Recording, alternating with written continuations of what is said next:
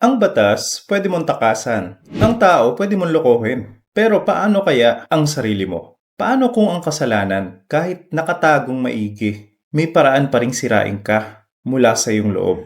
Yan ang tanong na tinalakay sa nobela ni Dostoevsky na tinatawag na Crime and Punishment. Ang sabi doon, kung nakagawa ka ng masama, pero wala talagang ibang nakahuli sa'yo, nakatakas ka na nga ba talaga?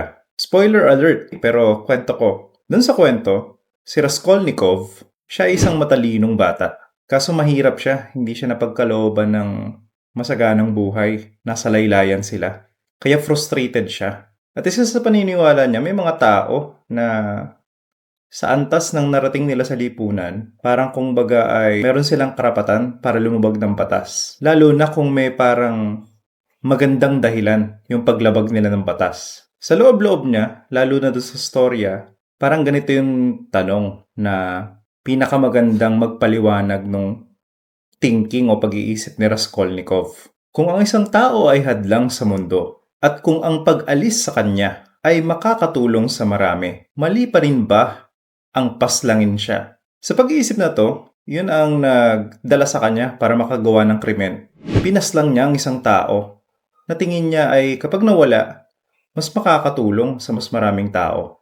Pero sabi ni Dostoevsky, no, kasi siya yung author, hindi yung ganong kadali.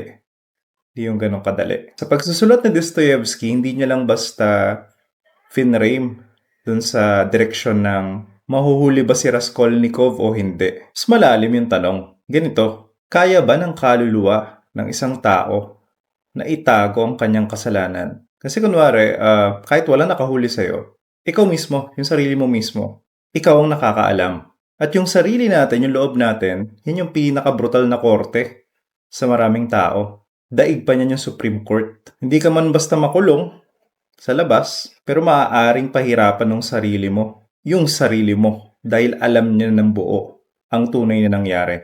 Maraming direksyon. Pwedeng guilty, pero pwedeng feeling ng takot, feeling ng anxiety. Maaari pang humantong sa pagkasira ng sarili mong pagkatao. Kasi kapag nagsinungaling ka, kapag gumawa ka ng mali, hindi lang basta panlabas yung parusa. Hindi lang ito tungkol sa balik sa'yo ng lipunan. May balik ito sa mismong ikaw, yung inner self mo, na kasi nasisira yung relasyon mo sa katotohanan. At kapag nasira ang relasyon mo sa katotohanan, unti-unting gugulo ang mundo mo. Kaya sa nobelang Crime and Punishment ni Dostoevsky, yung tunay na parusa kay Raskolnikov ay hindi yung umiiral sa batas ng Russian regime nung panahon niya. Ang tunay na parusa ay yung hindi niya makayang takasan yung sarili niya. Kasi may kasalanan kahit walang ebidensya, sobrang bigat dalin sa loob.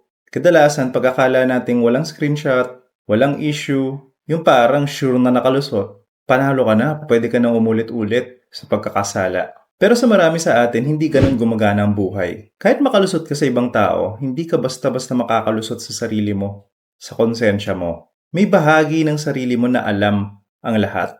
Parang pwede mong isipin yung isip mo bilang isang kwarto at sa sulok ng kwarto na yon, may isang bersyon ng sarili mo na nagtatago sa dilim at nakatingin lang sa'yo ng huhusga. Kasi alam niya ang katotohanan. At kapag paulit-ulit mong tinatraidor ang katotohanan, hindi mo lang sinisira ang ibang tao. Sinisira mo rin ang kakayahan mong mabuhay ng mapayapa. Kaya ang Crime and Punishment, hindi lang siya kwento tungkol sa krimen. Kwento ito tungkol sa moral consequence. Na ang kasalanan ay hindi lang basta tungkol sa batas. It goes beyond. Napupunta na siya sa scope ng spirituality, psychology, o pati ng direksyon ng existential. Kasi hindi naman tayo makina, hindi naman tayo robot. Hindi tayo basta gumagawa ng aksyon, tapos yun na yun. Dinadala natin ang mga ginagawa natin sa isip at pagkakakilanlan natin sa sarili natin. And that's our philosophical insight for today. Keep moving forward, kaibigan. Padayon.